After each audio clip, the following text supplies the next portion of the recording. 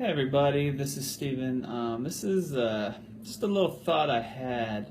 One of the things that I've come to realize over the years is I heard a friend some time ago talk about everything in life has an element of marketing. And unless we really take the time to sit back and look into that statement, it would seem silly, but more I look into it, by default, we all have a way we like to present ourselves to certain groups of people. I know the way I would be with family would be different than the way I would be with friends. The way I would be with my grandparents would be a different type of posture, body language, than if I was at work, so to speak.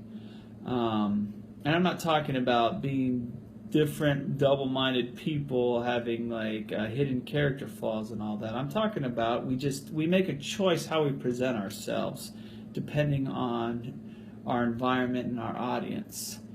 And so that's something I think we can all agree on, that's common human nature there. But let's think about the ways we present ourselves when we're in the company of professionals, or like a job interview, or even here on Facebook. We have our wall every day, and how are we marketing and selling ourselves to other people? Do we come across as somebody that is really concerned about things that bring value to other people's lives, or are we more just casually, throwing things out there and seeing how people respond? And this is not to say that either are good or bad, so to speak.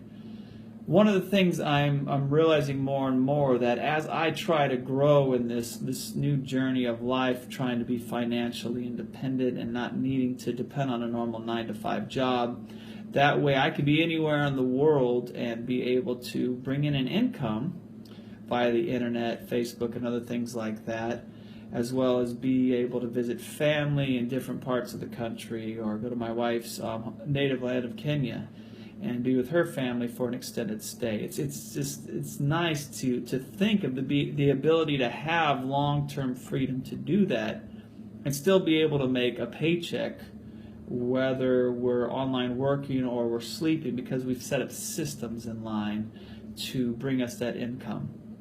And so again, this is just kind of a thought and a challenge out there. How are we marketing ourselves?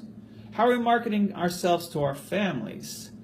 I've known a lot of people who are great with people, but then they go home and the rest of their family's miserable because the family gets to see the bad side of the individual, where everybody else gets to see the good side, or it's the other way around. The family sees only the good side, and outside everybody sees the bad side, or whatever eclectic mix that we might present ourselves as.